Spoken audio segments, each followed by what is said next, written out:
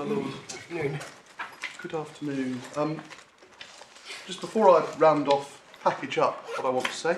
Homework for me over the lunch break. There's some paper that I've put in front of the court. If I just talk through firstly what it all is, and then I'll tell you I'll make submissions on what it says. The first thing is a double-sided piece of A4 that's headed 1984 Ministerial Direction. This is the direction, so I'll talk about it in a minute, but that's it. The second thing, I don't know in what order they've come before you. The second thing is the Forestry Felling of Trees Amendment Regulations 1987, hopefully. And if you are able to turn... Oh, I think what's happened is I've got... May have come in the wrong order. Yeah, I've got them. There's some other regulations which I'll show you in a minute. The third page, hopefully page 3 of those regulations. The notice, yes. That's it. So that is it. That's Form 6A as amended, and that's the one. So that's that. The third thing. The third thing relates to something that Mr. Justice. The third thing relates to something that Lord Justice Holgate said before lunch, and this idea about the 2050 target.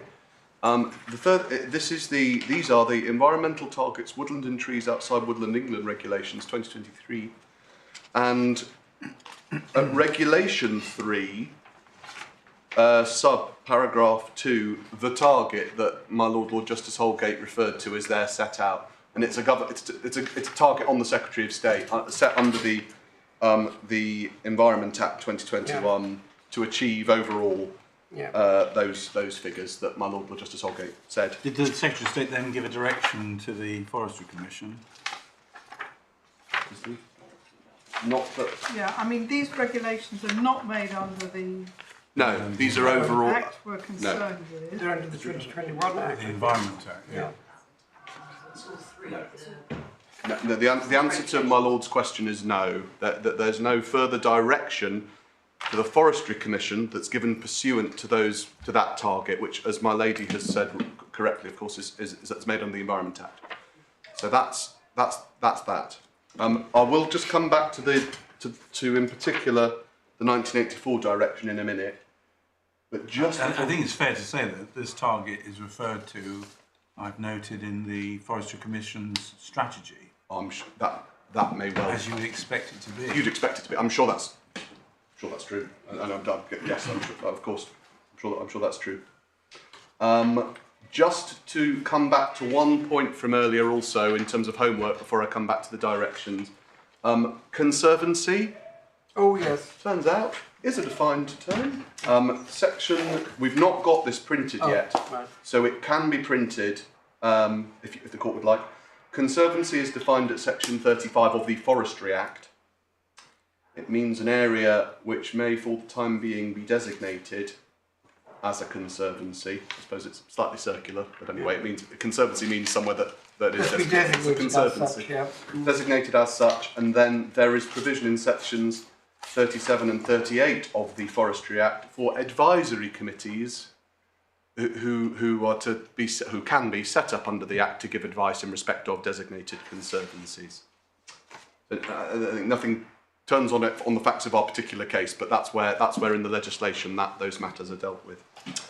Right. The 1984 Ministerial Direction says that, if the court has that, the typewritten one, that the Minister of the time, pursuant to section 1.4 of the Forestry Act, hereby... I should say, sorry, one more thing. This was withdrawn, this direction, and it was withdrawn in July of 2023. Oh, so it applied. Wasn't in place at the time of the decision in this case, which was in November of 2023. Oh, right. But it would be fair to say, obviously it was around for many years in between, but anyway, it was withdrawn. So not live, well, not live now, obviously, not live on the facts of this case, but obviously my Lord had questions about it that go to the interpretation of the statute. Give me that date again, withdrawn. Of course, my Lord, let me just find it. It was withdrawn in July of 2023. The decision in this case was dated November of I 2023. think what happened in July of 2023 is that new consultation arrangements Yeah. were put in place. That's correct. And this seems to be closely linked to consultation. It's all about consultation, as we'll see. So my lord's absolutely right. So this is what it says. So, pursuant to Section 1.4, we've seen what that says. Hereby, jointly direct the Forestry Commissioners to follow the procedures set out below in relation to applications made to the Commissioners for, first thing, grant aid schemes. The second thing, plans or operations under such schemes. And the third thing is grants of felling licences under Section 10. So just to pause before we move on to what this actually says, this is a direction about procedurally what happens when someone makes an application for a felling licence. I do rely on that because I note that there is nothing in here that supports its application at all to any enforcement provisions in the Act whatsoever. And I will seek to draw something from that in a moment. But anyway, so that's what it's about. Paragraph 1 then. Before reaching a decision on applications of the kind specified above, the Commissioners shall consult, and this goes back to Lord Justice Holgate's point, which is really what this is about anyway, consult as appropriate with agriculture departments, local planning authorities, other relevant statutory authorities, the interested authorities, with the object of ensuring that the requirements of land use, agriculture, amenity, recreation and nature conservation are taken into account, and of reconciling the views of those interested authorities. That must have been taken into account by the Commissioners when they consider the grant of a felling Correct, licence. yeah, it must do. And taken into account and of reconciling those views where they conflict and the interests of those authorities and the applicant. And if agreement on such matters can't be reached, then the Commissioners shall refer the application to the appropriate regional advisory committee for further consideration with a view to obtaining agreement and advising the Commissioners of the results of these of the reserve consultations. That's 1. 2, if the Regional Advisory Committee advise the Commissioners that there's still a difference of view concerning the matter subject to the consultations, the Commissioners may thereupon reach decision on the application if they are in agreement with the interested authorities consulted that there's a need to refuse the application in whole or in part by reason of the requirements of land use, agriculture, amenity, recreation or nature conservation. In the absence of such agreement, Commissioners shall refer the application together with a report carried out by the Commissioners and the Advisory Committee to the Minister for his views without prejudice to any exercise by him of his functions under Section 16 of the Forestry Act of confirming or reversing or modifying a decision of Commissioners, etc. So they contemplate that the Commissioners could refuse an application for a felling licence by reason of It does land say. use requirement. That's right. They do. They do. That is contemplated by this direction, excuse me, about which I say the following things. But it's refusing. Refusing a felling licence. So Yeah, we're at the not first. granting, refusing. No, refusing. Refusing. Well, yes, refusing a felling licence, not granting. Yes, But paragraph 1 is they've got to take into account quite. the requirements of land use in effect Yeah. when they're deciding an application. For a- And then if there's a problem with it and they go to the next stage, they can refuse it, amongst other things, for land use. But it's refusal in the context of a disagreement between the consulting authority. That's right. Being It consulted. contemplates that disagreement. But if you don't have that disagreement, they might grant or refuse on the first page. No? Before reaching a decision. That may be about the Decision conditions on a felling licence for You know, restocking. we'll have your submissions on the direction due course, rather than break it. The Commissioners may thereupon reach decision if they are in agreement with the interested authorities that there is a need to refuse the application. Yeah, it does suggest it too that land use is a matter in the event of disagreement that could support a refusal Yeah. rather than a grant, obviously. But one seems to contemplate Yes, that they're consulting authorities correct. with a view or with the object of ensuring that the requirements of land use are taken into account. And that must be taken into account by the commissioners when they're considering an I application. accept that's what one contemplates, yes. So about that, I say the following things. Firstly, this is a direction that applied expressly to discrete decisions under the Act. So, so far as relevant here, felling licence applications. It applies to Section 10. It does not apply to anything else, and indeed has never been thought to, but didn't on its face. So it's not relevant in particular to any of the enforcement provisions of the Act, and by that I include, I mean, among others, but I include the Section 17A, Section 17B procedure that we've been going over today.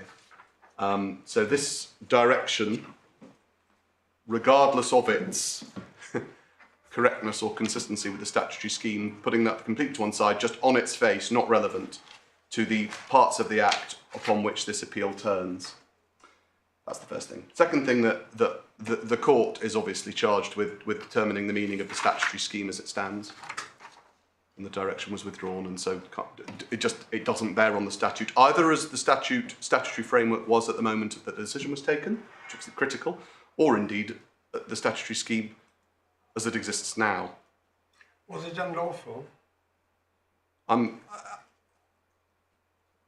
The difficulty is that it was never challenged. As far as I understand it, it was never challenged. Had it been, would it have been struck down?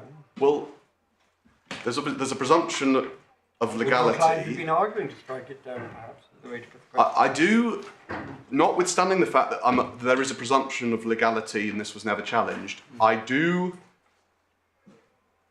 query the extent to which what is said here, appreciating that my case is not about Section 10 felling licence applications, but putting that to one side, I do query whether this is in fact an appropriate, or indeed, no, appropriate is the wrong word, legal thing to ask the Forestry Commission to do, because ultimately it's not for the minister to impose or to require considerations to be taken into account that are outside the scope of the Forestry Act. And my submissions, for all the reasons I've already explained, are that that's precisely what these things are. However, I don't need for my case to succeed today to go that far as to say that this was unlawful, although there are certainly arguments that it might have been.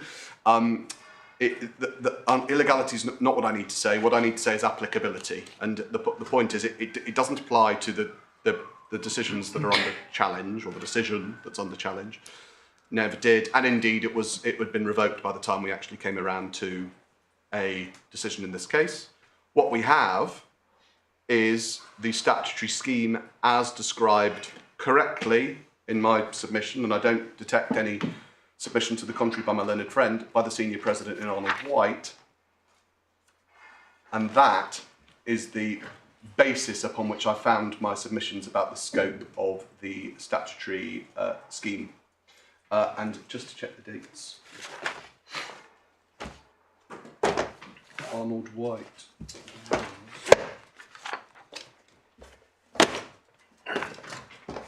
Oh, all right, 2022. 2022. So, sorry, I'm just checking the date of the judgments. The judgments in Arnold White were October 2022, for what it's worth. Although I don't recall the text of the direction being put before that court. But the court in that case had the benefit of the minor's book in general, and indeed the minor's book is referred to in the judgment of the senior president. But the text of the order the text of the direction, excuse me, from 1984 was not, I'm pretty sure, before the court in that case. Obviously, the direction couldn't change the meaning of the statute. That's my fundamental proposition, my lady, is that it can and it doesn't. And my submission is one that's based on the statutory framework. The direction's very interesting, and I don't mean that in a sort of in a glib way. It reflects, no doubt, whatever land use was thought to mean at the time, anyway, it reflects what a minister thought was an appropriate thing to ask the Forestry Commission to do, and no It's doubt. more than that, it reflects what the Minister thought it was lawful of him Oh, of course. to require. I The Minister accept has that. formed a view, and land use, whatever it means planning, because the people who've got to be consulted. I accept all of that. Include the local planning authorities. It's a huge hurdle, but it may not be an insurmountable one. I accept that, my lord. I do accept that, and I'm not being dismissive as to its. I accept that the minister at the time must clearly have thought, that that was a lawful thing to ask the Forestry Commissioners to do, or else he couldn't, or she could, I don't know who it was, couldn't have asked them Mr. to do it. Jopling, actually, it's at the end. You don't remember him, I do, yeah. Okay. I'm Mr. Younger. But what I do say, it's my lady's point really, is that whatever the minister may or may not have thought, doesn't answer the question as to what Parliament have allowed for. And really, to that, it's to the senior president that I turn and ask the court to turn. And when it comes to then the key propositions on that statutory framework that I say emerge from the senior president's judgment, I say that the first is that the regimes for forestry and for planning are separate but coordinated. So they are separate, obviously, but nonetheless there are points where they coalesce. There are in the Venn diagram. They do touch. They operate in synergy. The senior president was keen to emphasise as part of what he described as a carefully constructed, self-contained statutory scheme, along with many other schemes that regulate the use of land. Where there is a relationship between them, where in the centre of the Venn diagram, the synchronicity between the regimes is an express function of statutory language. And this is an area important to note on our case where the senior president found, we'd say correctly, that Parliament has legislated to the extent it considers necessary. So there's nothing missing in the statutory machinery for where the sort of unlisted considerations or whatever or other procedures need to be sort of fill in the blanks. This procedure works, the machinery works, and it's all a function of express legislation. And made this point a few times, but there is no assumed hierarchy between one regime or the other than to the extent Parliament has expressly provided for one in particular circumstances in, say, a case like a Section 9(4) case, for instance, or something like that, where there is indeed sort of a hierarchy which is provided for through legislation. Can I just check? You say this is all about grant felling. The problem is it's the wording of Section 1(4), isn't it? Is what we're dealing with. Yes. It says the commissioners shall, in exercising their function under this Act, comply with such directives as may be given to them. Yes, and I do. the direction has been given in relation to Section 9. Yeah. But it's not immediately apparent that you can infer from 1(4) that it permits land use to be taken into account for Section 9, but not for Section 17A. And then you get to Section 17A(3), and one of the things that they shall have regard to is advice tendered by the Regional Advisory Committee to the Conservancy. And I don't know if that's the same thing as the thing that's referred to here. Mm-hmm. Yes, I think it's certainly called the same thing, the Regional Advisory Committee. So but the direction does appear to contemplate that land use is something that could be relevant to the discharge of functions by the Commissioner, so much so that the Secretary of State that said for one function at least, they must take them into account. I accept that that's what the direction says for one function. I do accept that, but I mean, that's what it says. However, it does not. None of the core purpose of this direction was one to do with consultation procedures. And I think this is a point that my Lord Justice Holgate made before lunch, that there is no consultation, essentially, in respect of the enforcement steps that are taken under the Forestry Act, in respect of things like a Section 17A restocking notice or other things under Section... Can we look at it in a slightly broader way, please? Yes. If we go to Section 10... Section 10... which gives the power to grant the licence. Yes. It simply says they may on any such application grant the licence. That's right, yes. Without indicating the range of factors which can be taken into account. Yes. As it happens, when it comes to conditions, the licence is to be granted unconditionally, except where those specific factors A and B are engaged, which are forestry related. That's right. But it could be said that all that's happening in the direction, so far as this provision is concerned, is that in relation to the broad exercise of discretion, it is said you take into account amenity, you take into account conservation, and so on and so forth. When we turn, on the other hand, to section 17A, this was introduced as an additional power available to the Commission to deal with people who hadn't bothered to get a licence and who potentially were committing a criminal offence. Yes. So instead of being constrained to rely only upon the criminal sanction, it was giving an additional enforcement power. That's right. Now, think a moment about section, what is it? What's the criminal offence section? Oh. 20. No one in their right mind would say that in exercising the prosecutorial discretion as to whether to prosecute, they had to take into account planning considerations. No. Because it's in a different part of the Act, where the statutory purpose is different. Analysed in that way, one could arguably say, when you come to the alternative power in section 17A, that it's not necessarily concerned with such a wide range of considerations. I endorse that distinction, the qualitative distinction that Lord Justice Holgate's drawing between, on the one hand, the enforcement provisions chapter of the Act, I don't know whether it's actually a different chapter, but the enforcement bit of the Act, and the much wider prospective, rather than retrospective, decision-making power granted in section 10. They are not the same, and it is material. I mean, after all, there is a parallel going on here between the planning regime with tree preservation orders. Yes. Yes. They're not on exactly on all fours. No. And the licensing regime in this statute, both dealing with trees, where the issue is, when you decide whether or not to permit the tree to be cut down, are you prevented from having regard to these wider considerations? Query to what extent you need to worry about that when you're dealing with enforcement. Well, yes. To answer that query, I appreciate it was a rhetorical query, but the answer is that you don't on our submission.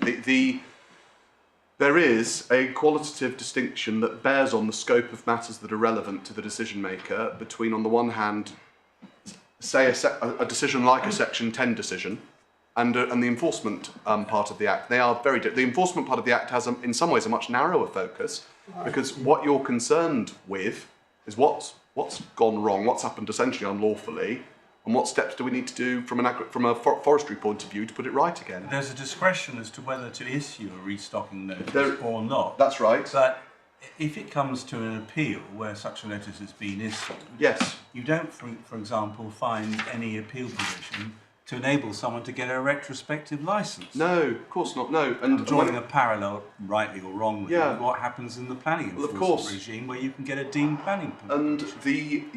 And the discretion that the Forestry Commission has when deciding whether to issue a restocking notice is informed by the mandatory considerations at 17A subsection 3, all of which are obviously forestry considerations, different versions of forestry considerations. Just looking at the clock, you do have to hear Mr. Richards. I know, I'm aware of that. Parted in this I'm aware of that. I will. So how long are you expecting to be? A few minutes now. If I could just, I'll just give it to wrap up. Then.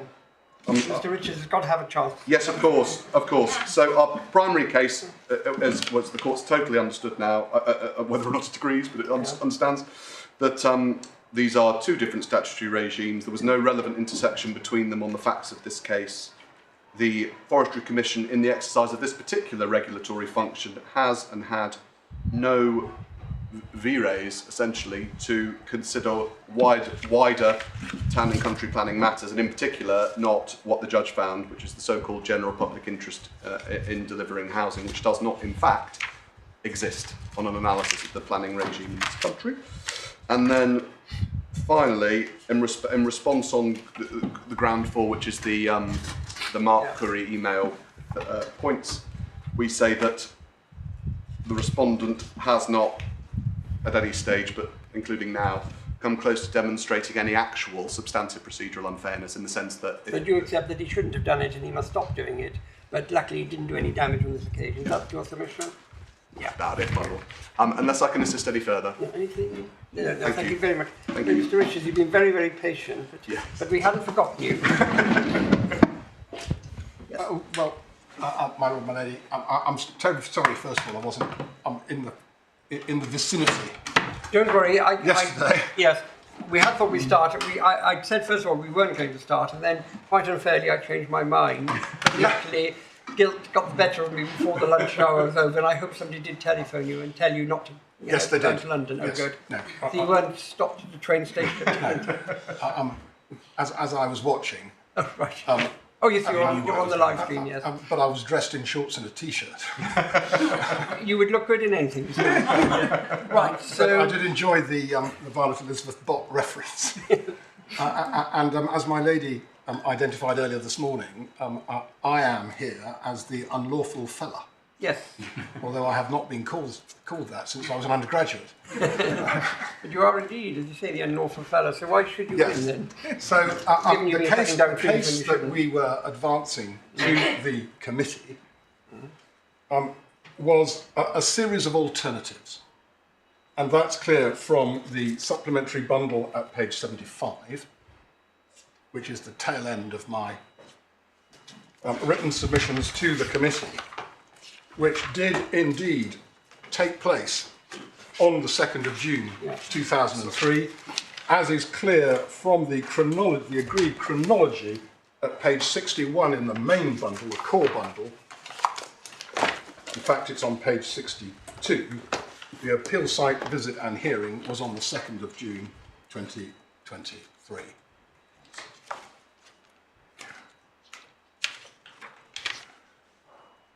And as you've already heard, there were some years in between us filing the Form 6A and associated statement of case and the committee actually getting round to meeting.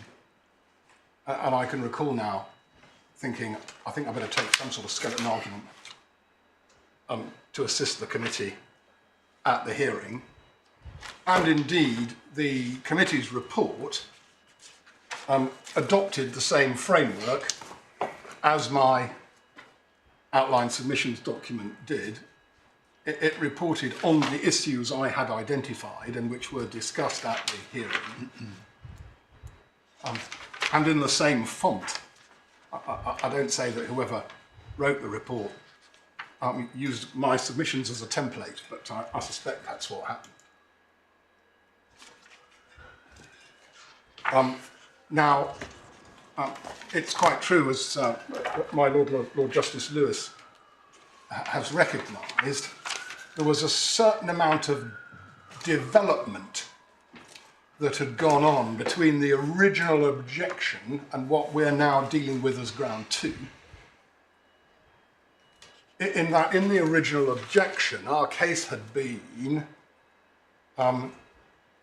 you shouldn't require restocking at all, you should just let it regenerate naturally.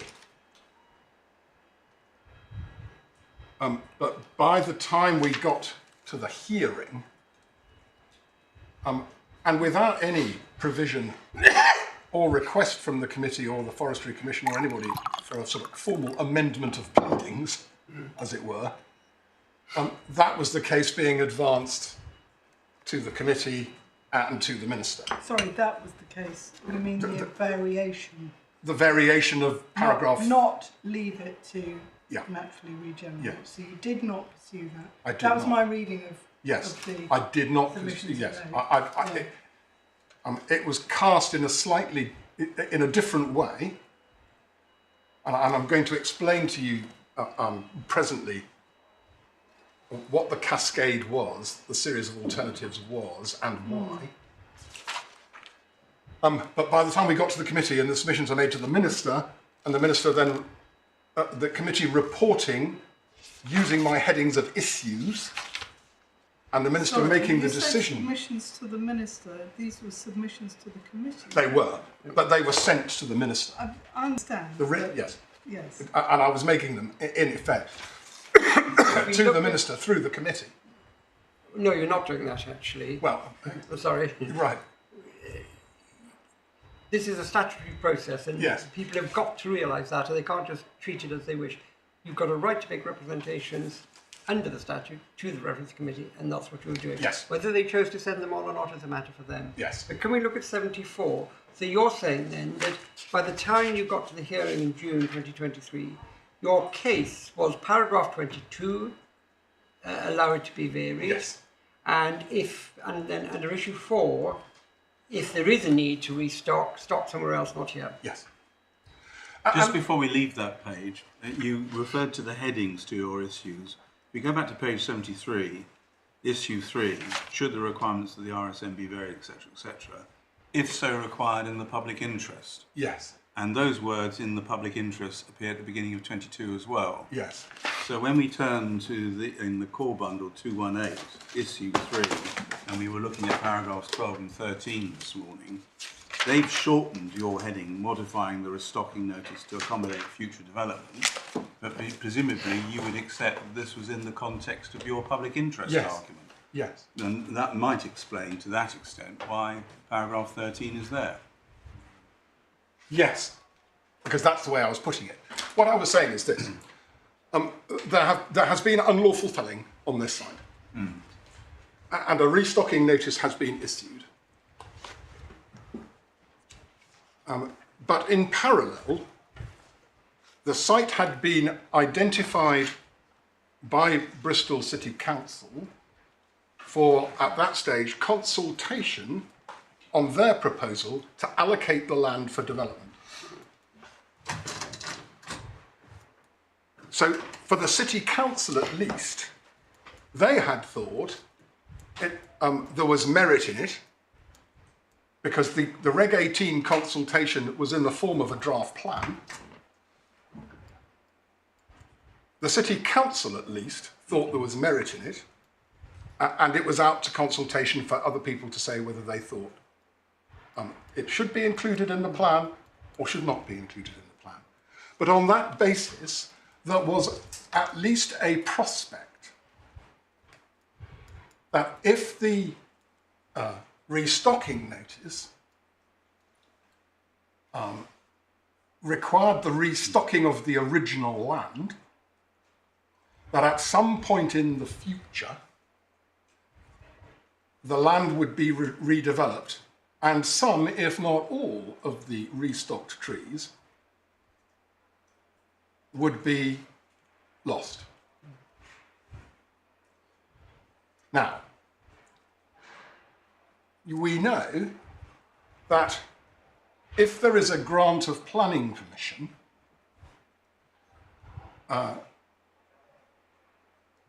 and the felling of the trees is immediately required, close quotes, there is no requirement for a felling license. Except if felling those trees would conflict either with a condition on a felling license requiring their restocking, Arnold White, or if there was a restocking notice. And in those circumstances, if, for example, the restocking notice was upheld and the original land was required to be restocked, and it was, and the plan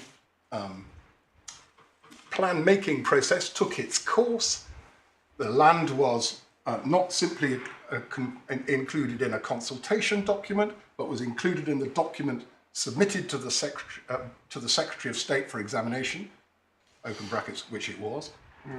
And then the inspector examining the plan found it to be a sound plan, so that the land gets allocated for development, and then the plan is adopted, and then an outline planning application is granted, and then the details in the reserve matters are approved, and then the pre-commencement conditions on the planning permission are discharged.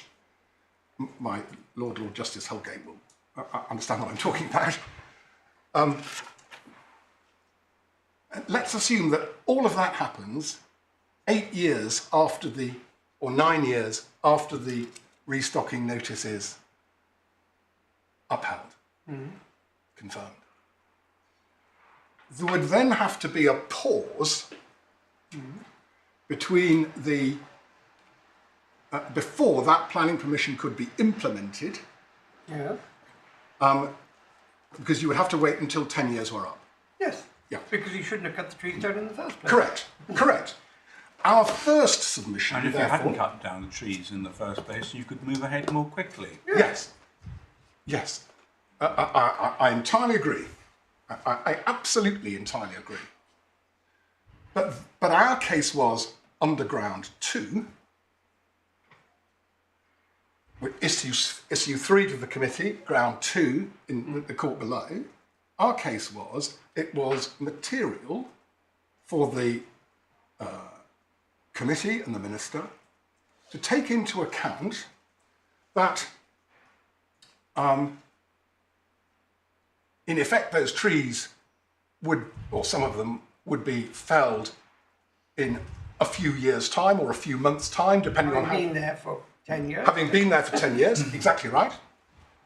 And our case was, in those circumstances, given that Parliament has approved the felling of trees immediately required to implement a planning permission, which doesn't apply, but we said, we were saying, in those circumstances, you should put such a provision into the condition on the restocking notice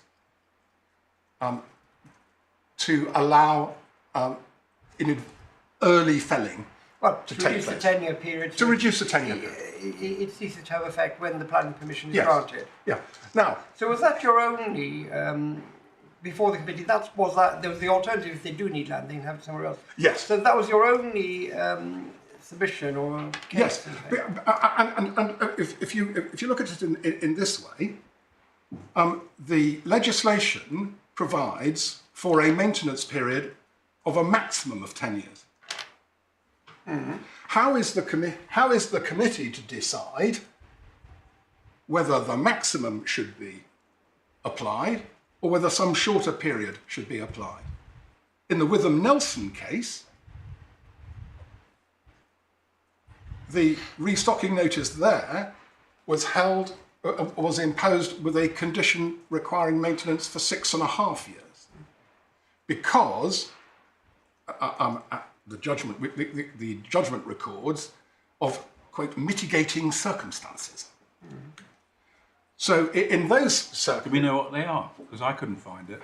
I think it might have been, No, but in the judgment. no, we don't. I haven't even found the expression mitigating circumstances. But what we know is that 10 years is the maximum. Now, I could have made submissions to the committee to say, well, the timetable towards a grant of planning permission is likely to be this, therefore it seems likely that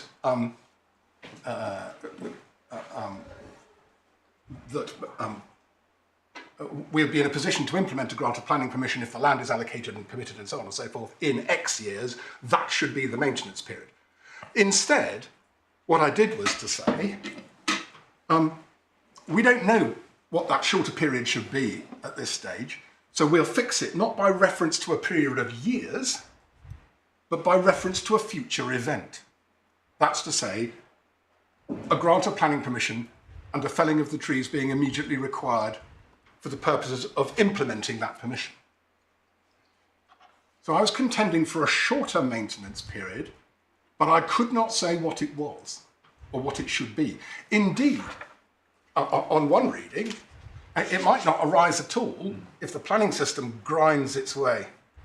Or if it's currently not taking it out of the green belt or something. Well, exactly right. So if there was never a planning permission within the 10 years, the trigger would never have been pulled. The trigger that I was contending for. Yeah, looking at 218 then, page 218, the real issue, in inverted commas, that the committee was being asked to decide was the one they decided in paragraph 12 then.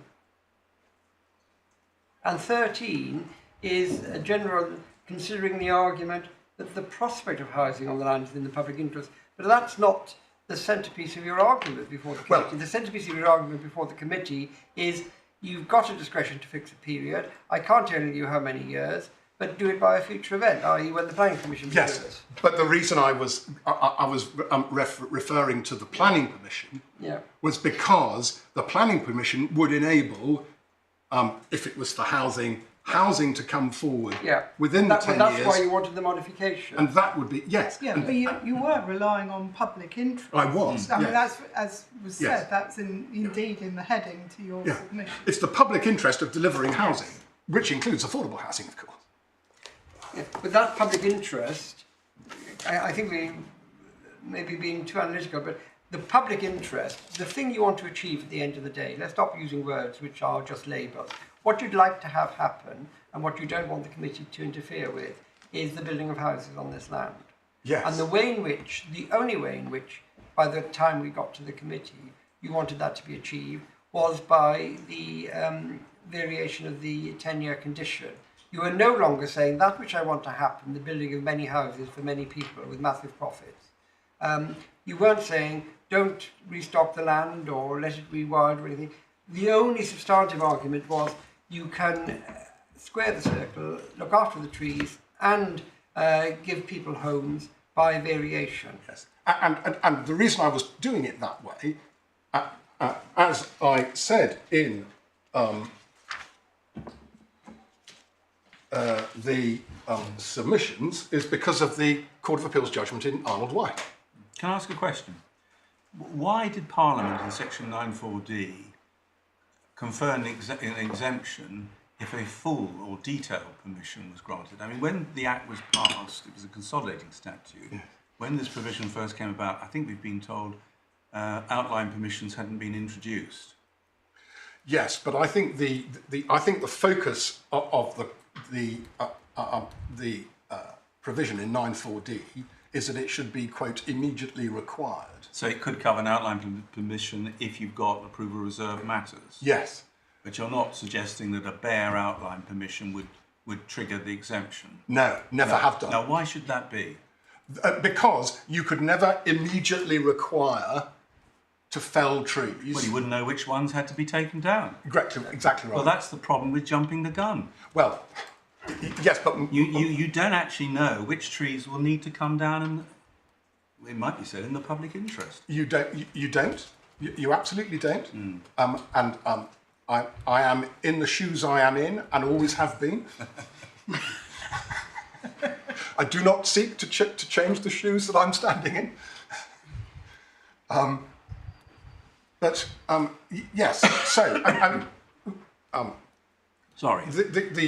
We've been referring to the restocking notice as being part of the enforcement regime. But as you're aware, originally it could only be done on the back of a prosecution. So you would be punished, and others would be deterred by the prosecution. Well, by the conviction, really. By the conviction, yeah. Yes, sorry. You got away with it, you might be very happy. And what's more, you would be told to restock. And that's what Parliament said. That's what Parliament said. Doing your duty, Yeah. complying with the law. Parliament then said, Reasonable. well, we will actually change the rules, and that you don't need to be convicted before you can be required to restock. But you have to have appeared to the committee to commit an offence. You do. And there may be good reasons, public interest reasons, why you don't convict. It may be you can't be sure which night they went in with their chainsaws and savaged these lovely oak trees, causing mayhem and much distress to elderly members of the public.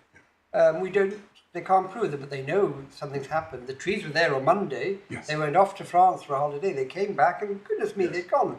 You could tell something had gone on. And in this case, there is no difficulty, as there was yesterday, so I understand, in deciding how many trees had been cut down and even what kind of trees they were, because there's a schedule. Yep. And it's referred to in the Forestry Commission's notes.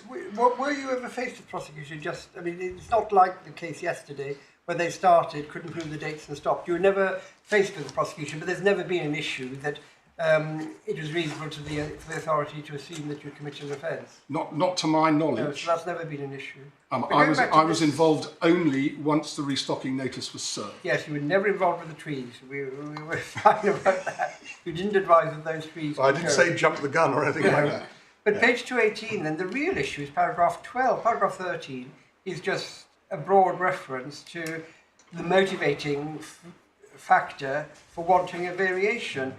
The key reason, the key question is, did they act unlawfully when they said it wasn't appropriate to refuse the variation which you wanted for housing reasons, because it would undermine the felling regime and the planning regime? That's the key issue then, isn't it? Well, with respect, no, it's not, my lord, because the relevant to their decision on that issue was not just whether or not the felling regime and or the planning regime would be undermined, but was it in the public interest to countenance a delay of uncertain period, but perhaps substantial, on the delivery of housing in the event that the local planning authority eventually determined to grant that planning permission. So there was still a public interest element to be balanced. You couldn't just stop the exercise at paragraph 12.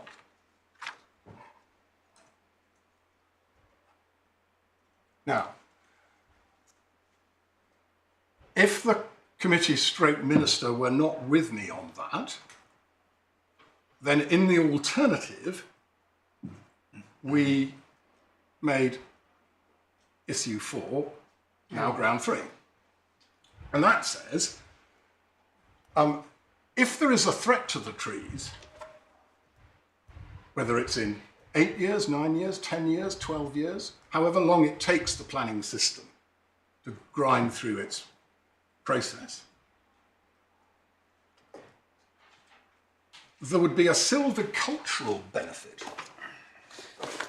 of restocking on an alternative piece of land. If my clients had not jumped the gun, or if they had applied for a felling licence, then felling licences can be subject to restocking conditions. See Arnold White. That's what Arnold White was all about. Trees on the Arnold White land were felled. A restocking condition was applied to the felling licence, and then a planning permission is granted to redevelop the area of land subject to the restocking notice on restocking condition on the felling licence.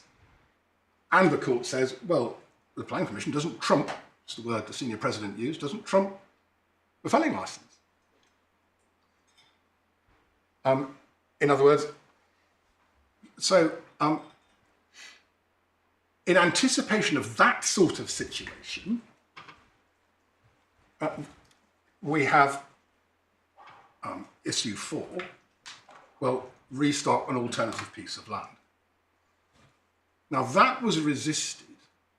I suppose if someone applies for a felling licence and a restocking condition is going to be imposed, could the restocking be on a different piece of land? I think so. I don't think there's anything to stop that. So that outcome can be brought about in a controlled way by people making a proper application. It could be. Now, the thing about restocking notices and alternative land is that it's expressly provided for in section 17A of the Act, which is on page 29 of the Well, I was just looking Authorities at that. So it's really, it all turns on B, to maintain those trees in accordance with the rules and practice of good forestry for a period not exceeding 10 years specified in the notice. The notice must specify the period. Yes. You say that brings in a discretion. Yes. And the discretion can have regard to potential planning Yes. gains. Yes. Why not, I say. Because you should do it the other way around and get the licence and then Well, cut yes. the trees. That's what Yes. the answer would be. Yeah, well, yes. They will ask a rhetorical question. But But my The lord, if question the, here is whether Section 17A is any different from what the Court of Appeal said about Section 24. well,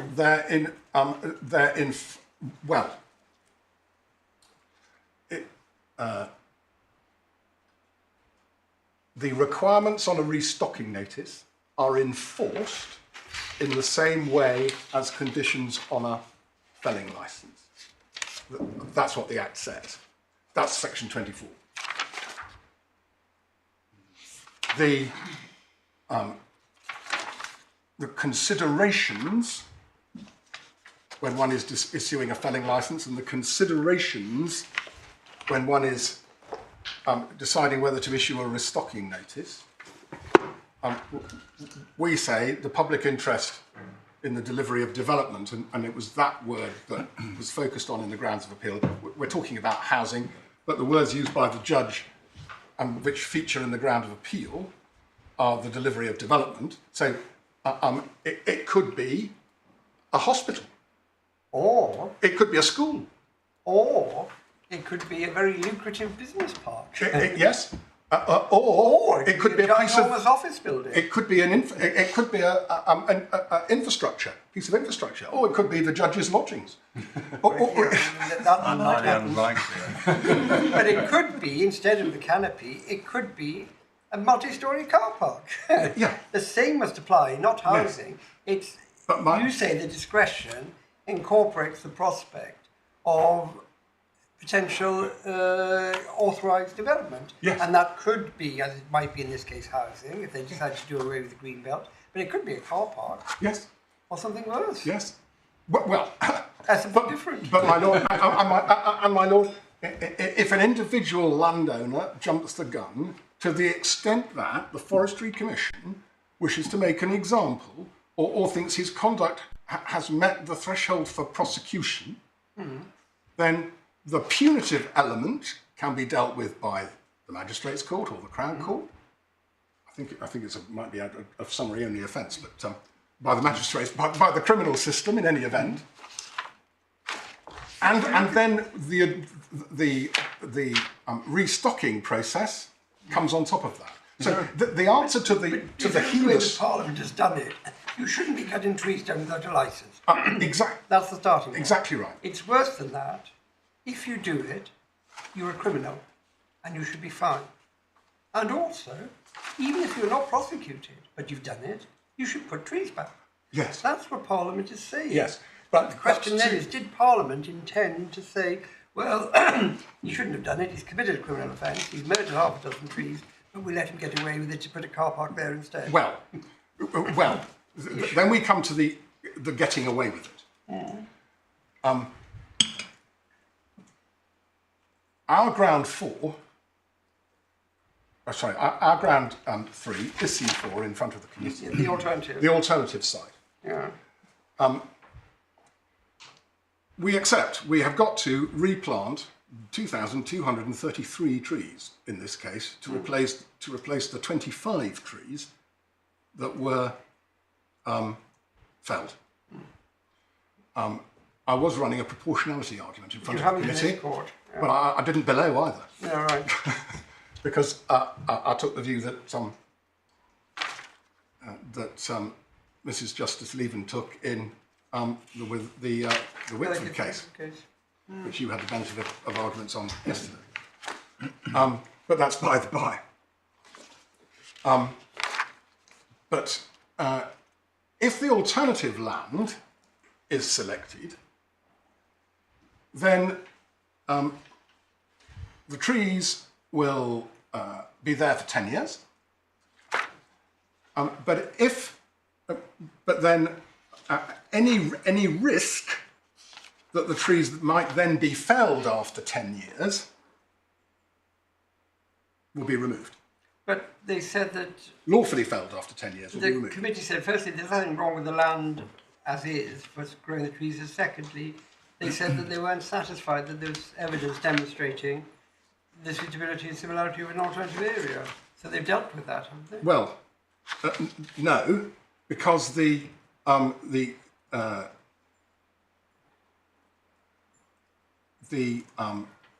the primary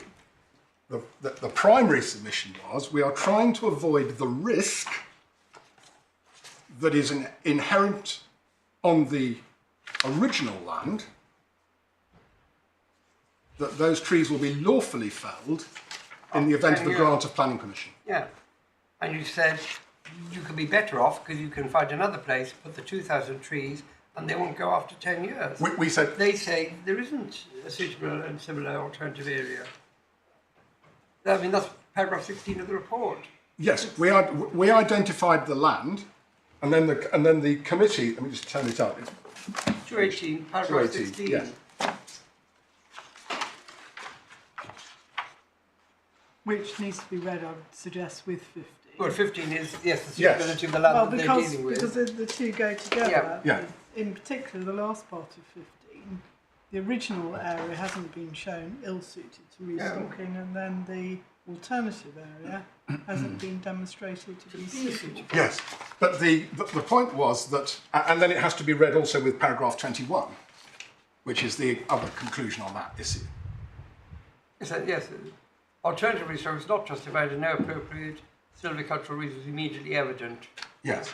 Now, there was a fixation by the Forestry Commission that the statutory provision that allows restocking on alternative land, which is in section 17A, 21A, yes.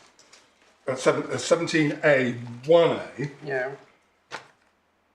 to restock or stock with trees the land or such other land as may be agreed. Mm-hmm. The Forestry Commission's view was that they would only agree to alternative land if there was something wrong with the original. With the current land, yes. Yes. Yes, I know that's the act of God. That's the act of God. But, as you say, that's the Forestry Commission view. We're not looking at that here, are we? No, we're not. So we say that may be the Forestry Commission's view, but we say A, the Act doesn't distinguish between the benefits or otherwise of restocking the original land or such other land. What's required to be achieved is restocking. I don't understand where this gets you because you've got to read 15 and 16 together. I understand there might be an interesting argument if they refuse to agree suitable alternative land because the initial felling land was itself perfectly suitable, but there is a combined 15 and 16 here. This land is suitable, that would have been, in the Commission's view, enough for them not to agree any other land. The reference committee also went on and said that they aren't satisfied yet, that there's an alternative. So I don't see how there's an error of law in them reaching that view.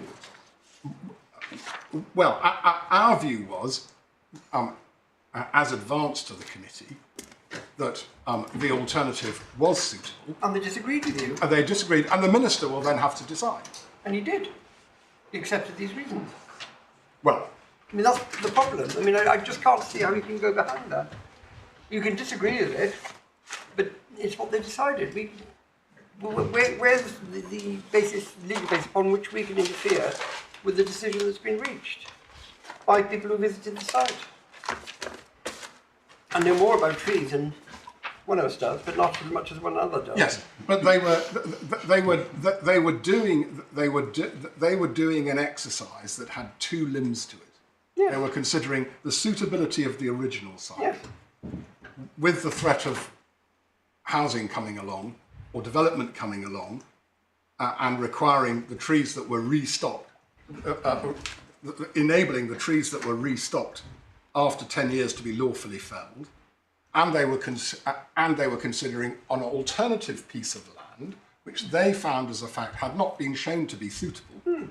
But in How can we go behind but in that situation, it's no worse off than the original land. Yeah, but the point is, haven't you got to show that their decision on this is irrational? Yes. It's got to be a legal error, a public law error. Well, We can't decide that. that was the case advanced. Yeah. And the judge found that once you accept that there is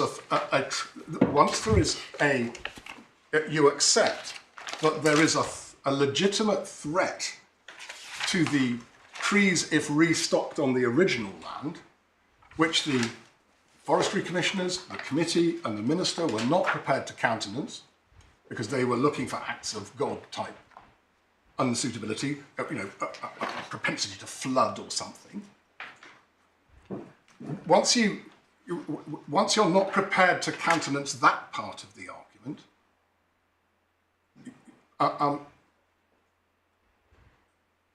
you're refusing to countenance an alternative piece of land. In those circumstances, that's all part of the judgment as to whether or not the restocking notice ought to specify an alternative piece of land. But why isn't 172 and 173 simply wrong? It says, in this case, SMAR were proposing a mechanism, this is the middle of 172, that would keep the restocking notice in place and be met unless and until a planning permission was granted, or that the RSN should be modified to refer to alternative land. This is an argument that should have been considered on its merits and not simply dismissed because there was no act of God, which would have prevented restocking on the original land. The Minister's failure to address these arguments was, in my view, an error of law. That's only half of it. That's paragraph 15. There's paragraph 16 as well. Well, if they'd stopped at 16 and said, act of God, not present, you'd have had a better case. But they have gone on and said... my Lord, that's the problem that I've got. Well, my Lord, that's How something... can I ignore paragraph 16? My response to you is you have to read 15 and 16 together. Exactly, it's both. Yes. And if there was only 15, then what the judge was saying was right. But when she says they simply dismissed because there was no act of God, they didn't dismiss because there was no act of God. They dismissed because there was no act of God, and in any event, there was nowhere else. Well, that's the way my Lord's indicated he's reading it. At the moment, yes. But my answer is, I think I've explained. You have to read those two paragraphs together. Together, yeah. And if one is wrong, they both fall because it's part of a single decision. Well, sometimes a decision maker can have two freestanding reasons for arriving at a conclusion or rejecting an argument. Well, I wouldn't. And if the first one is unlawful, but the second one is not and is freestanding, then the conclusion isn't knocked down. No, well, my submission is that they are in this case, they are so intimately... This was ground 3 in the judgment. Yes. And I remind myself, there's been no appeal against the decision on ground 3, I think. Yes, well, I don't think there has. It's one of the oddities of this case. Yes. Because, in fact, we've looked at... And I'll say that in the respondent's notice and in the skeleton argument of this court. My friend says that the error that he complains of infects both grounds, was determinative. And I say, both in our response to the grounds of appeal and in our skeleton argument, but that's not right. It only infects, we say, the judge's reasoning on ground 2. So it would still be quashed because of ground 3? Yes, but the Secretary of State would have the comfort of the court's reasoning on ground 2, if comfort is sought. And that's why initially I thought he'd appealed this case, but not Witham Nelson, because Witham Nelson was an alternative land case. Because we've looked at, I was focused on 16, my lady rightly took us to 15, but it would be a good place to start at 14 actually, which is the first paragraph. And it says, the reference committee considered the issue of whether it would be appropriate to restock an alternative area to restore the loss. And it says, no. Why? There's nothing wrong with this area, and there's nothing else suitable. Well, and also, can I add that in deciding there's nothing wrong with this area, the reference committee take account of the fact that it may become available for development. Now, your point is how irrational it is, as I understand it, to not look at restocking alternative land when you know these young trees are going to be cut down in 10 years' time. But the committee has turned their minds to that because they specifically recognise that the site may become available for development. Yes, my lady, and Yet they say this doesn't provide silvicultural justification. yes, but you have to read that requirement for silvicultural justification in the context of the case that was being put to it by the Forestry Commission. The Forestry Commission was saying we would only allow restocking of an alternative site if there was what it called a silvicultural justification. And by that it meant there was something wrong with the existing site. Well, help me out with why an aspect of being wrong with the existing site is that you know it's going to be built on Yes. in 10 years' time. I mean, you know, let's take another example. Let's say the piece of land was going to kind of likely to collapse into the sea. You might think it was Yes. something that... Or was going to form part of a reservoir so that the trees would be subsumed I mean, put underwater. another way, why do you have to read silvicultural justification entirely through the lens of the act of God argument? Because on the face of it, that's not what it's saying. Because that was the way that the Forestry Commission was putting it. Now, I think we can find that from the papers. Yes. In the... I think you're in the submissions at the meeting, aren't you? Yes. I In have the seen right. In the supplementary bundle at page 40.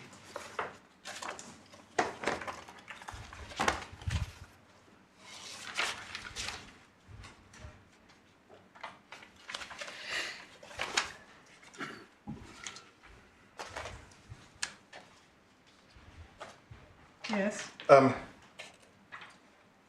2 paragraphs from the bottom. Typically, the Forestry Commission would only ever agree to restocking an alternative location in exceptional cases where naturally occurring events render the felled area unsuitable for restocking. For example, if the felled area had been flooded, the Forestry Commission would expect any man-made barriers to restocking to be rectified to allow compliance with the notice.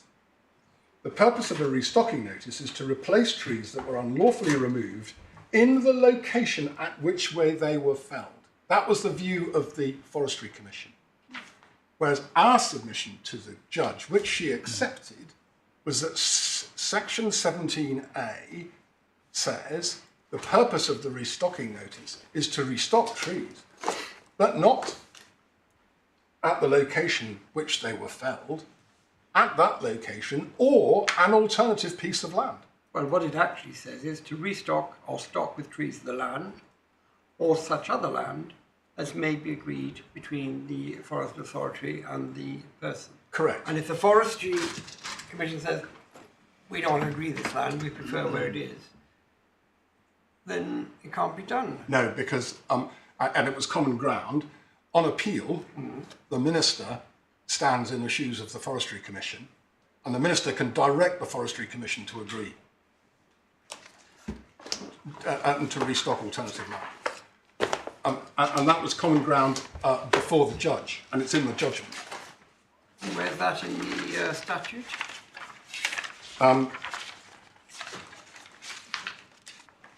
It's section 17, capital B.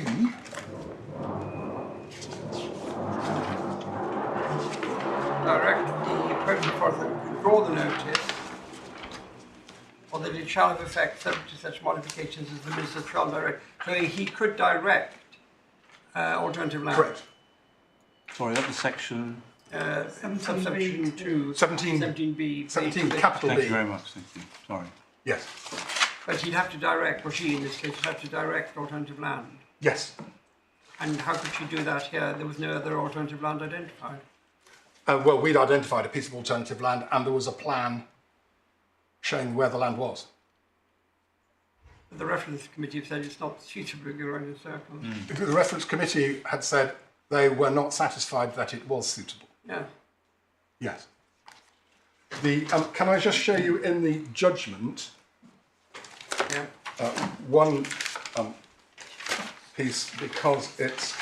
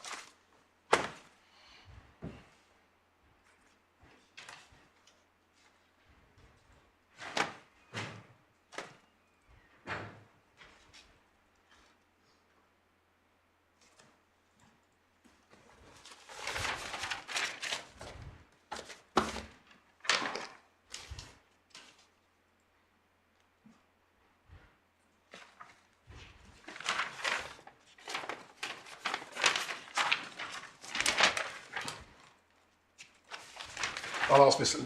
Allen. So, that was the case of the Forestry Commission, and we say that it is the alternative land provisions are not triggered only where there is something inherently wrong with the original land. I understand that, we've got that, but you've got the question which you've answered, that there are 3 paragraphs here and we've got to read all 3 together. I think we're going around but we've done that. But the principle of alternative land is thanks.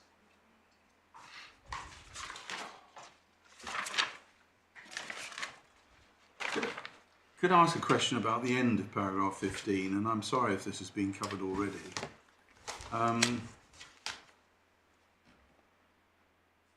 The last couple of lines, agreeing that any such impediment would have to present an immediate obstacle to the prospect of tree planting. Yes. Why did they say immediate obstacle? What do they have in mind? Well, I think that's another way of putting the unsuitability of the land. Is it? I mean, this is a sentence written in the context of your case about an alternative area being appropriate given the prospect of development in less than 10 years.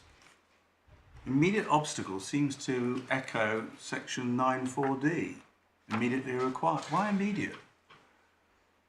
Well, 9(4)(d) says immediately required. Yes. And the immediately required provision there is linked to the grant of the planning permission. Yes. So it may be that they have in mind the philosophy of the statute as expounded by the Court of Appeal in Arnold White.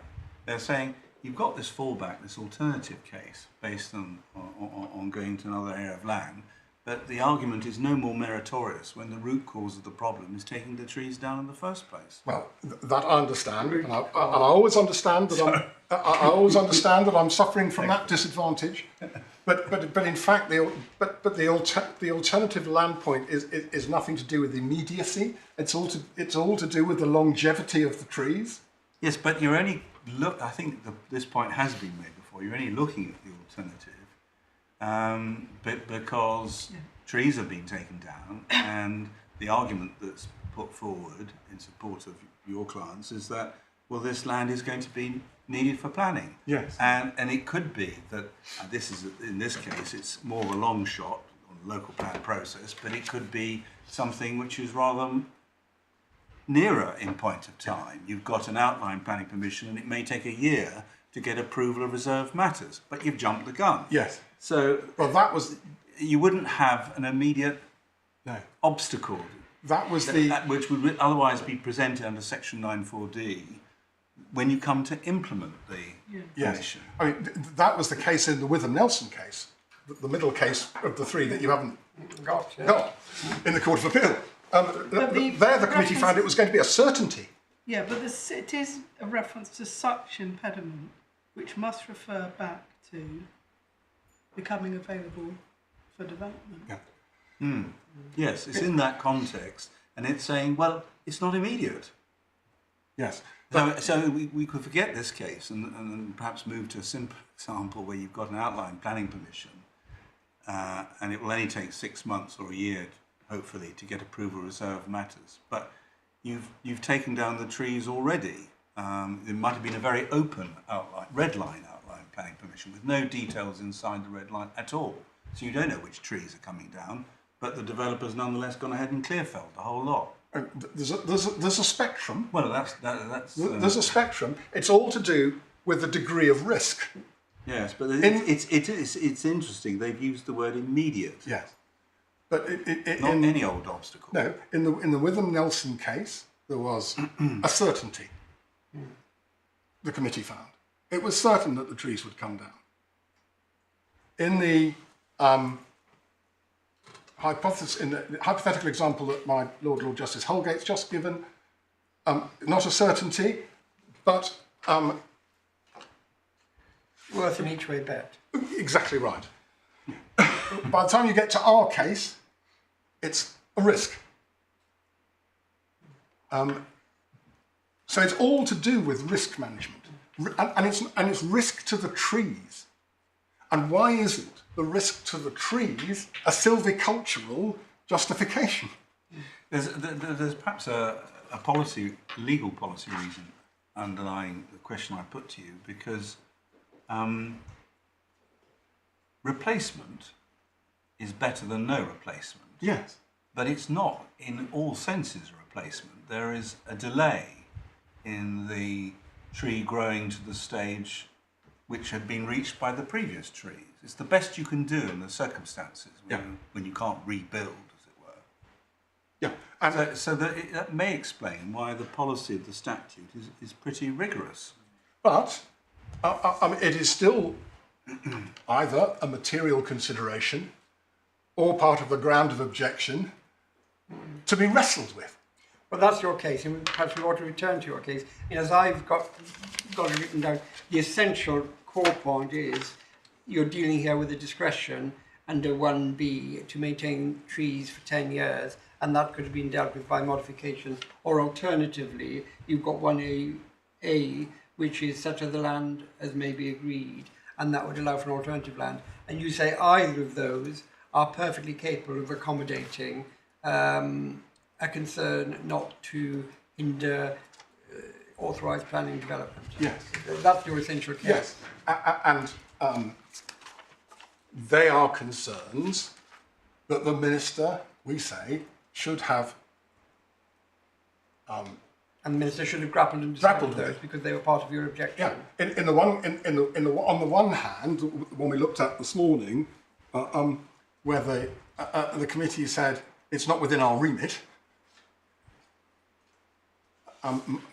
The note I wrote when I read that was, oh, they've ducked the issue.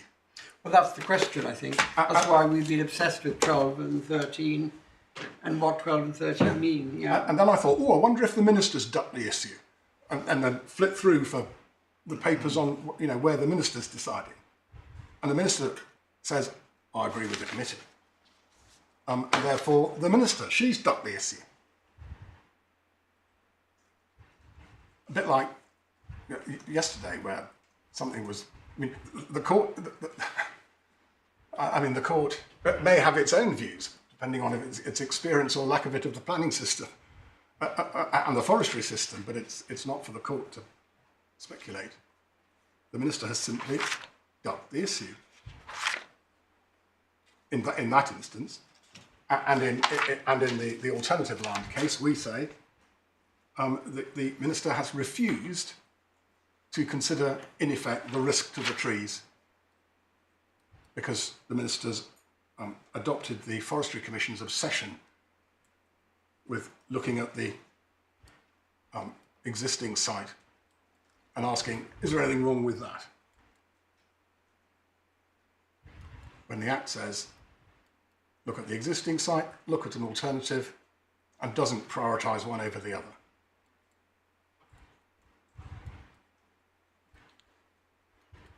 And that's where we are. Now, so far as Arnold White is concerned, can I just briefly address you on that? Yeah, let's get it open, sir. Yep.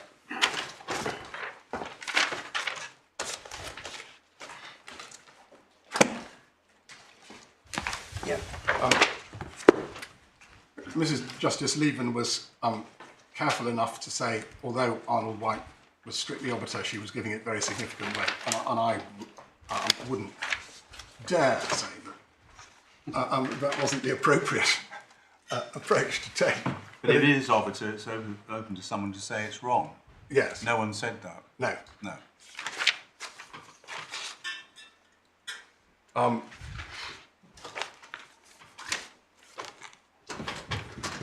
Just remind me which bits are opted and why. Yes, so if we could start at paragraph 61 in Arnold White, please. Let's just start in earlier, since we're getting into Robert now. What was the issue that they were asked to decide?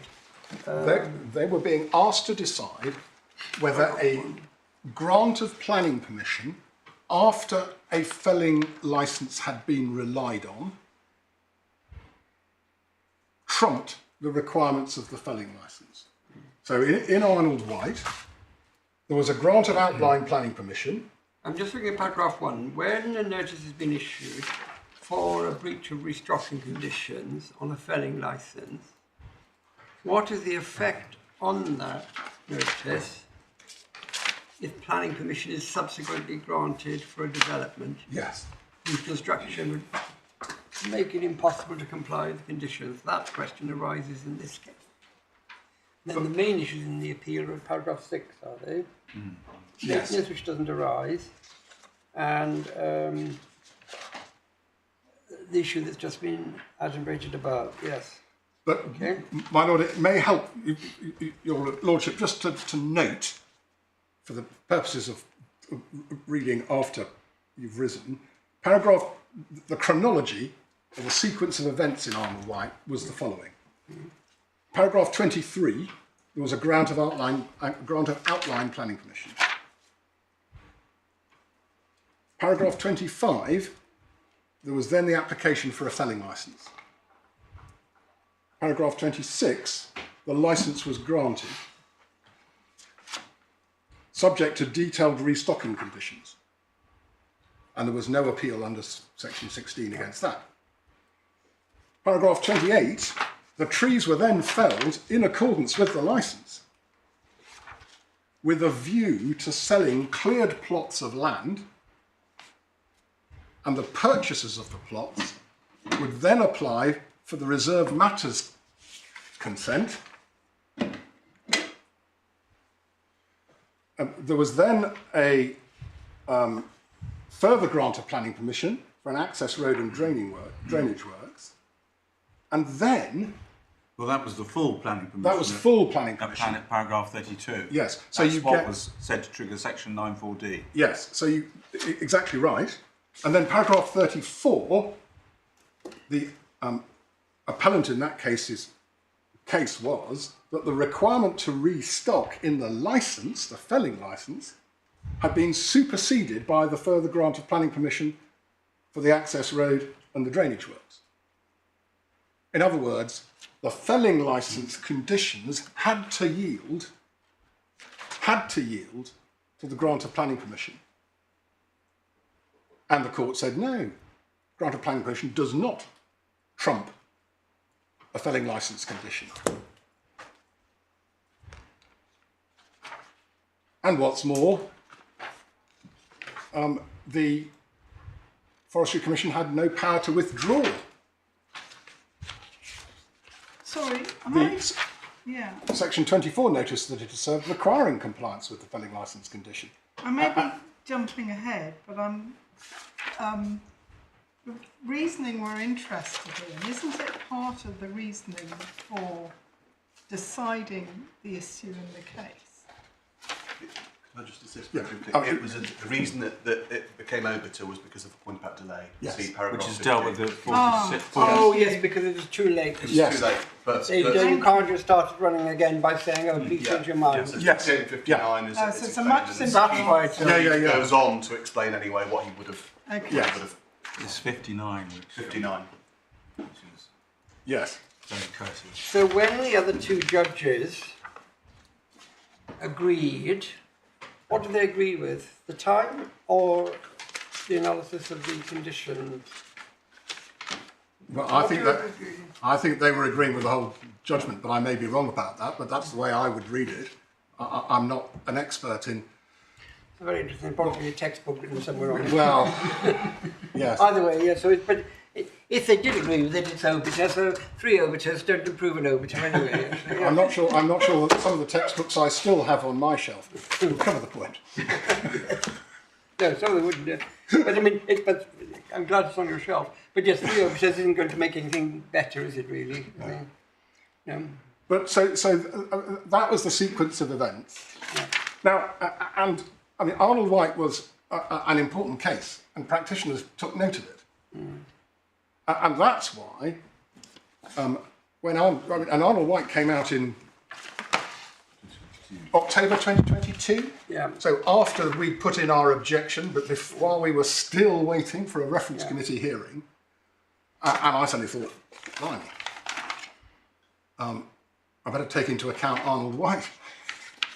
And that's why I switched tack to seeking an insertion in the clause of the restocking notice that would mean that we would not fall foul of Arnold White. But why don't you? Because you're not removing the condition. The condition's been varied in the first place. Yeah. Simple as that. I was seeking to vary the condition or paragraph in the schedule that would. Well, I'm the unlawful fella that would deal with the difficulty that Arnold White presented. Well, exactly. Put unkindly, you were seeking to circumvent the ruling in Arnold White, which says that if you get a planning permission subsequently, it doesn't annul the restocking condition. Correct. So what you were suggesting was instead change the restocking condition. Yes. Well, that's what lawyers do. Yes. Andy Rice Davis defence. Well, I'm now the unlawful fella, and I'm being dragged into all sorts of 60s scandals. I mean, I too remember Mr. Jopling as Minister of Agriculture. Yeah, well, I needed to know Christine Keeler, actually. Well, I never met her. I think we've gone far enough. So, if you change the notice, you see, the problem then is, in my mind, the committee have issued the notice. They put in 10 years, presumably for good agricultural reasons. They wanted to have a fair chance of moving from a strapling to an oak. But the committee in the other case reduced it to 6.5 years for mitigating circumstances, unrelated to forestry or agriculture or anything. Well, we don't know. Well, we don't know. We're not really helped by that, No. are we? I think That might have been a bad decision. Well, yes, which is not, as we've already noted, being appealed. But if they started off with the notice thinking 10 years was the thing that was appropriate. Well, they started off with the maximum.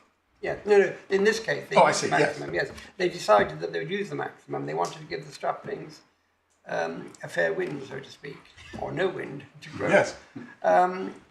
And you're trying to circumvent that. If you've got a planning permission, that wouldn't work. Yes. So you've approached it from a different end. Yes. Change the condition in the first place. Yes. But if 10 years is what was appropriate from a silvicultural point of view.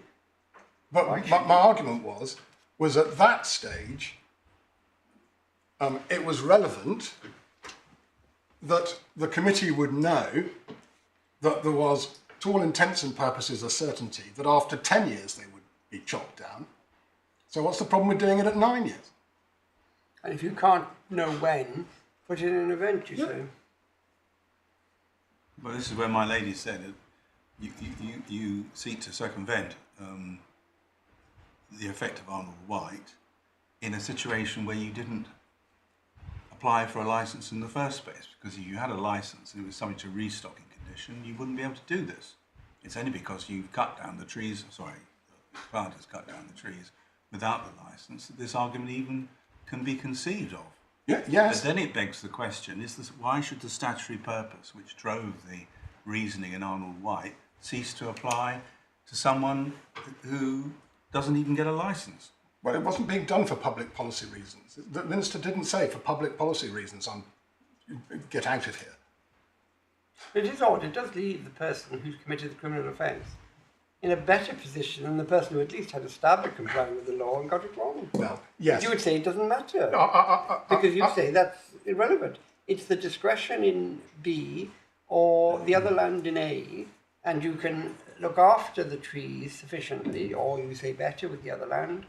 And even though your client should never have done this, we must get over that and focus on purpose and width, and at the very least you're entitled to an answer on that. Yes, and because Parliament has provided for the alternative. Yeah. Parliament provided for the alternative land, the alternative land point. And I agree with my lord that we've got to deal with the hand that Parliament's dealt us. Yes, yes. Right. Is there anything else in Arnold White you want to show us? That's been a very helpful, putting it all in context and details. That's been very, very helpful. Did you want to take us to any other paragraphs on the... I'm just checking my notes. We're throwing lots of questions at you, but it's helpful. Well, it's helpful to us, actually. Yes. To you. Yes.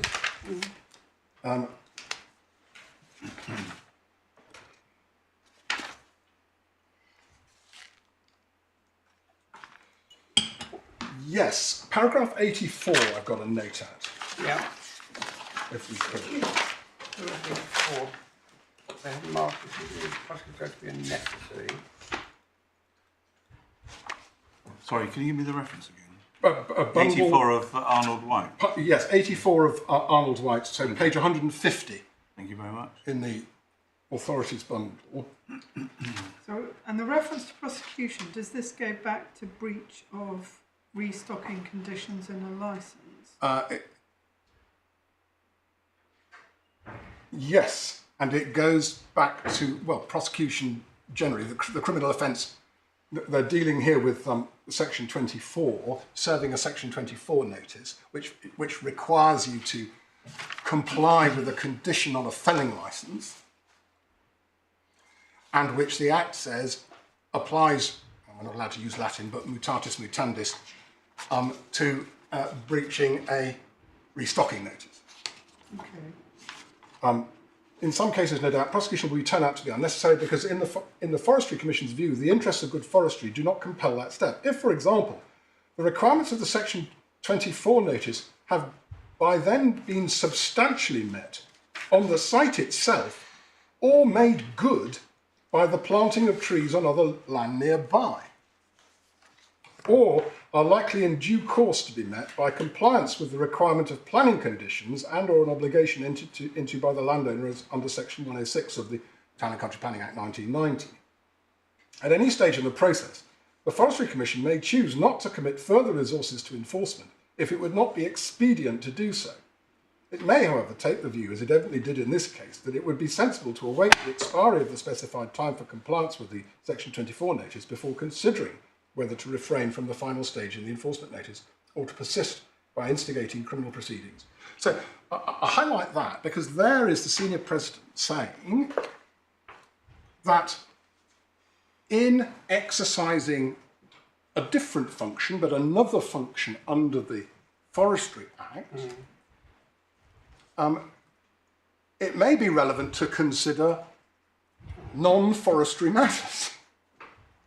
So that, for example, if you've got a felling licence that says plant area A, but in fact what they have done is planted area B, that would be relevant, a material consideration to take into account by the Forestry Commission when they are undertaking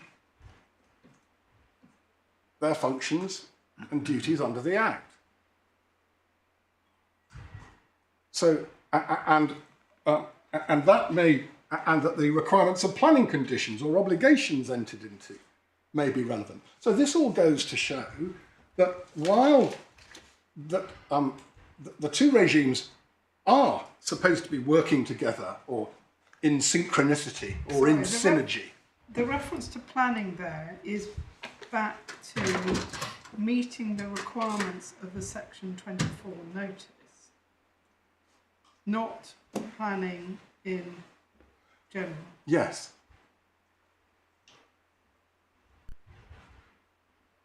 I mean, for example, And it's prefaced by the reference to the interests of good forestry. yes. I mean, for example, if my clients get a grant of planning permission on the area of land upon which the trees have been felled, it might well be subject to conditions that require tree planting elsewhere. Now, this morning it was being said, well, the baseline will change because it will now be covered in young whip trees rather than the original mature trees.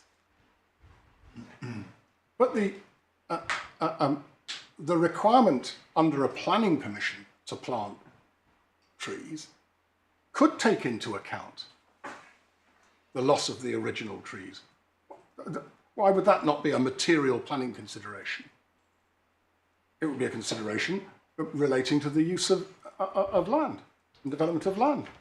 That somebody had jumped the gun and had cut down trees and therefore should replace them, even if you could lawfully cut down the replacements pursuant to Section 9(4)(d) of the Forestry Act.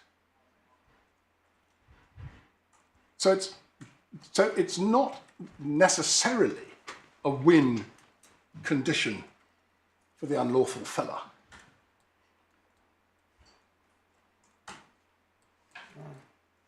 But I agree, it would be dependent on the planning authority considering the unlawful felling. But then the Forestry Commission would be able to make representations to the planning authority in the context of a planning application. In the meantime, the trees on the replaced trees would eke out their existence towards the 10-year point. So, my lord, my lady, for the reasons I set out both in writing and in the oral submissions that I have submitted to you, the judge was right. Yeah. Now, there then remains Ground four. Ground four. Can I just ask on the statutory framework, just to make sure I followed it, the criminal offence for felling without a licence, section 17. Yes.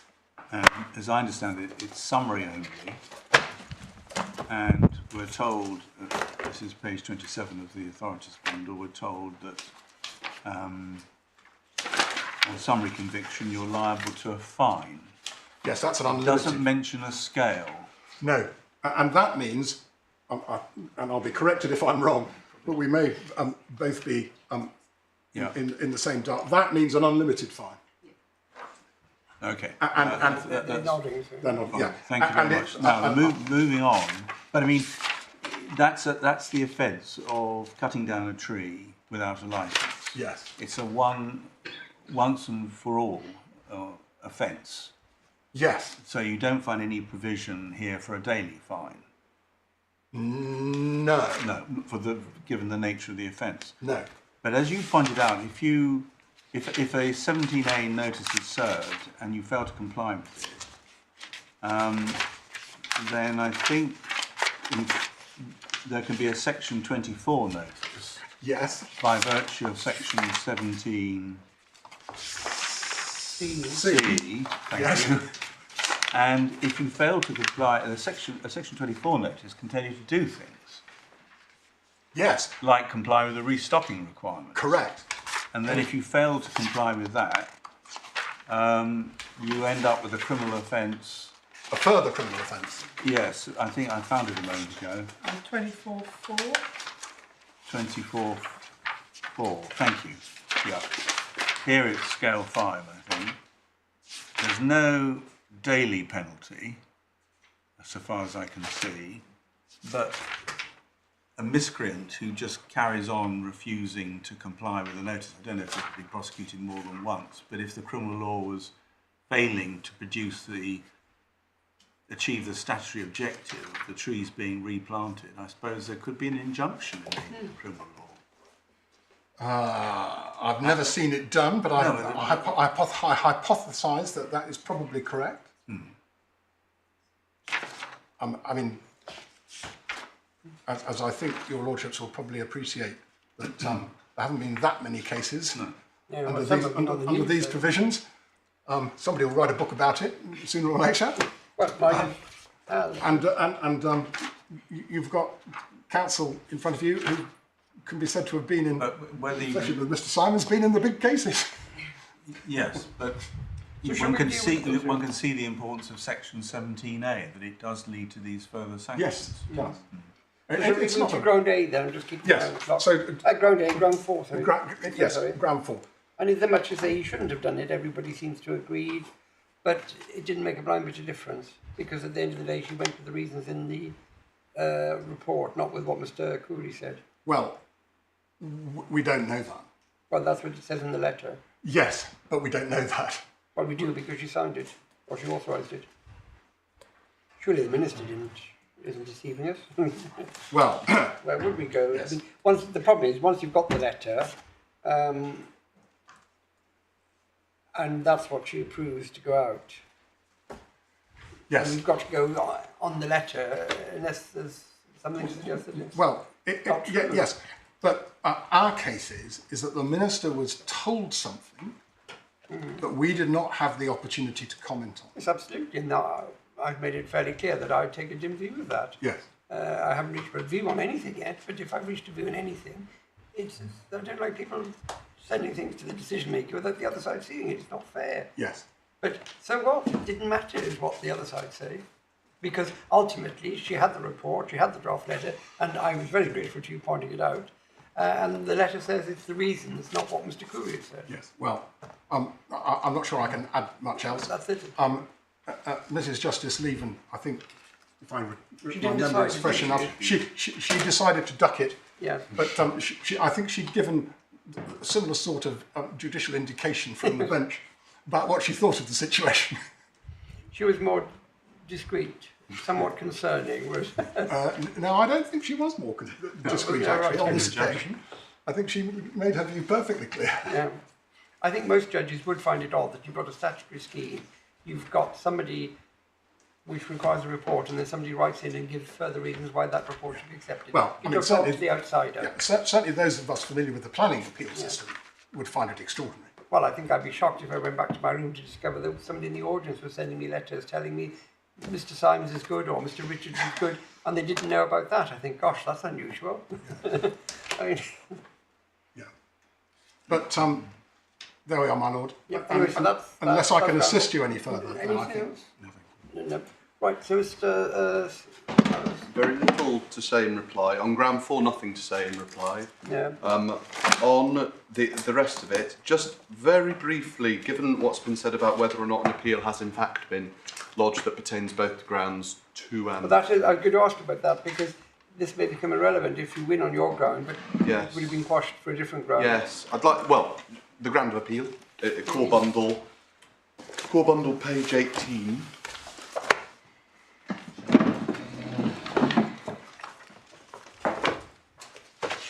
It's very simple sentence anyway.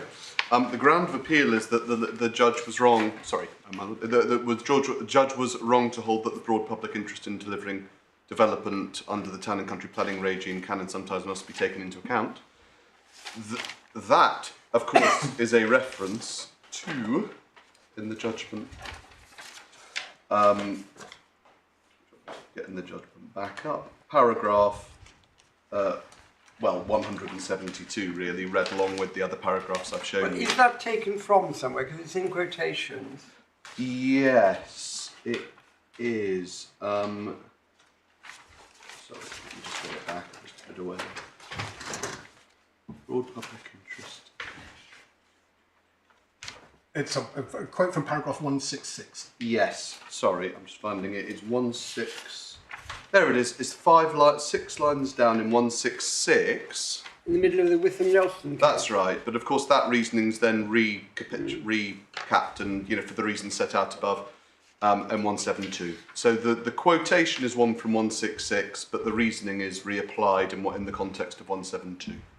The 172 was a paragraph that decided on both grounds 2 and 3, and that wasn't an accident. I mean, obviously it could have been set out in any number of ways, but it's not an accident that it was done in this way. The reason that it was done in this way is because both grounds 2 and 3 depend on a shared premise, and it is the premise that we have sought to distill in our ground of appeal. Because if, just hypothetically, if it were wrong, say, that there's a broad public interest in delivering development that has to be grappled with under the restocking notice decision, if that premise were incorrect, it knocks out on our analysis of the logic of my learned friend's case both grounds 2 and 3, because there'd be no reason at all to be thinking about alternative sites, there'd be no reason at all to be thinking about shortening the 10-year period, but two different answers that my learned friend proffered based on the same logic, and the logical predicate of both is that, well, of course, planning's coming, we need to make very sure that we can't, that we don't get in its way.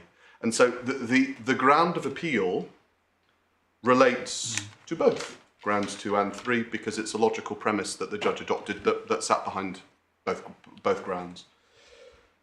So that's that. In the end, I would accept that the ground therefore is encapsulated really in my Lord's point about remit, which emerges from paragraph 13 of the Reference Committee's report, and does in the end present the court with a binary question. Dress it up however one might.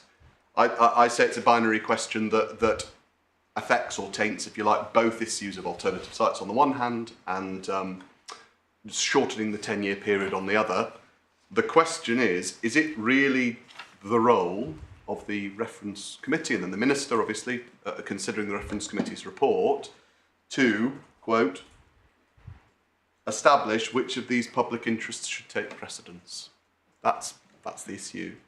And my analysis earlier on of my submissions on the statutory scheme, the corpus of sections 1, 8A, 17, etc., were intending to demonstrate that some sort of, quote, establishing of which public interest, which is to say forestry on the one hand, housing or whatever on the other, that such a sort of balancing exercise, even if one could be hypothecated, sits just wherever it sits, it's well outside the scope or the remit of the forestry regime. Certainly when it comes to decisions to be taken in the context of enforcement, such as the ones are which come before this court, and indeed such as the one was which came before the court in Arnold White.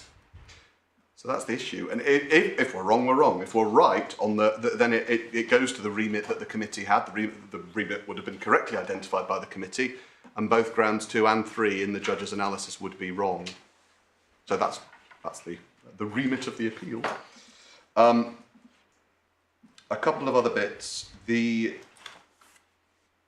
It was submitted towards the end of my learned friend's submissions that if felling had happened historically, that the unlawful feller might still be captured, if you like, by that situation when it came to a planning application, because the planning application would or could, he said, have regard to the historical state of affairs and seek through the imposition of obligations or conditions in the planning process to sort of restate the status quo ante. I'm summarising, but that was the idea.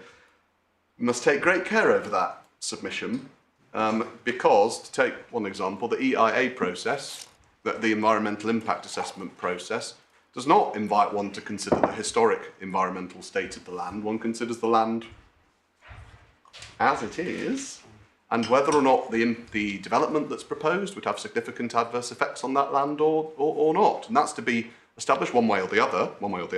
But the baseline that one's looking at in that analysis is not the land as it may have been at some point in the theoretical past, it's the land as it is right now. So I don't accept that proposition that historical felling can simply be remedied away through the planning process, because it's not the planning process's role to look back in time in that way. Last but not least, on the question of mitigating circumstances on this Witham-Nelson case, maybe I can be of some assistance. In the judgment, below, the judgment of Mrs. Justice Lieven, she said, when recounting the facts of the Witham-Nelson case, the facts of the Witham-Nelson case start at page 80. Yep. And in her recitation of those facts, at page 82, paragraph 57, she says that Mr. Angus Thorns was notified by Mr. Mark Curry, him again, that the Forestry Commissioners have been directed by the Secretary of State to notify him. The restocking notice had been confirmed with the modified maintenance period to expire 10 years after its original issue, along with an extended date for compliance. It was further stated that an updated restocking notice would be supplied in due course, and that was to take things down to 6.5 years. So that was the reduced period that had been allowed in the Witham-Nelson. Sorry, I haven't followed that. 57. Sorry. End of 57 on page 82. There's a reference to 6.5 years. Oh, I see. Yes.